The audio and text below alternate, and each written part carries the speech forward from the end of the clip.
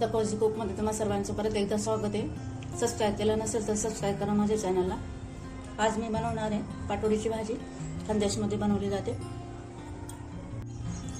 त्याच्यासाठी मसाला, एक कांदा कापून घेतलेला आहे, लांब चिरून घेतला आहे, 10-12 कळ्या लसूणचे घेतले, अर्धा तुकडं अद्रक घेतलं, थोडं खोबरं घेतलेलं आहे किसून, अर्धा टमाटर घेतलेला आहे आणि थोडं कोथिंबीर घेतलेली आहे।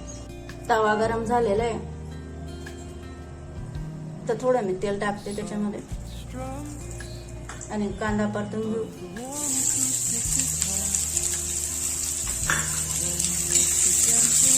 लालसर तांबूस करायचा आहे कांदा। बघू शकता तुम्ही कांदा भाजून झालेला आहे। आता मी याला काढून घेते। तो भाजणार आहे, खोबरं पण भाजून घेऊ थोडं।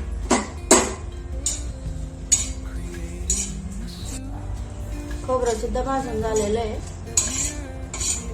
शेकायचं आहे थोडासा, त्याचा आंबटपणा निघून जाईल। टमाटर देखील शेकला गेला आहे। आता मी काढून घेते टमाटर आणि लसूण अद्रक। मसाला आता मिक्सरला काढून घेऊया। मसाला रेडी झाला आहे आपला। कढई गरम झालेली आहे, 3 पळे तेल टाकते।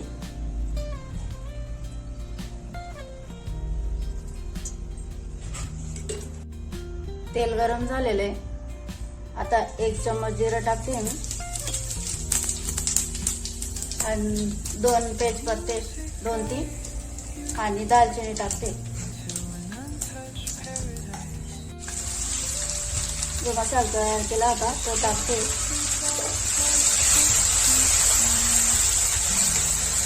मसाला शेकून झालेला आहे।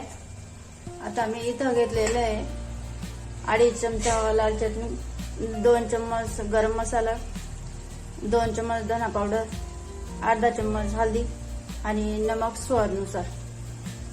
आता मसाल्याला टाकूया आणि त्याला परतून घेऊया। इथं मी कस्तुरी मेथी टाकते क्रश करून।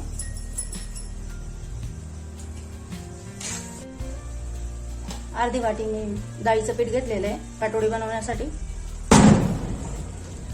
याच्यात जिरं टाकलेलं आहे, थोडं लाल चटणी टाकली आहे, हळद, धना पावडर आणि याला आता भिजून घ्यायचे। थोडा हिंग टाकते मी, चवीनुसार मीठ टाकायचं, थोडं पाणी ऍड करायचं। डो तयार झालेला आहे, त्याला थोडंसं तेल लावून घेतलं वरून। मसाला रेडी झाला आहे आपला शेकून। आता मी गरम पाणी टाकते त्याच्यामध्ये। भाजीला उकळी येते तोपर्यंत आपण पाटोड्या लाटून घेऊया।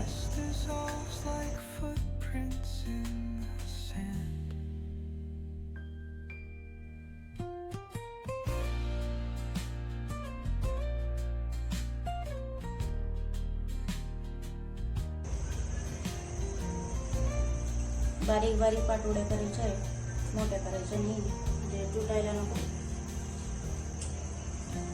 रेडी आपले पाटोडे, हे बघा।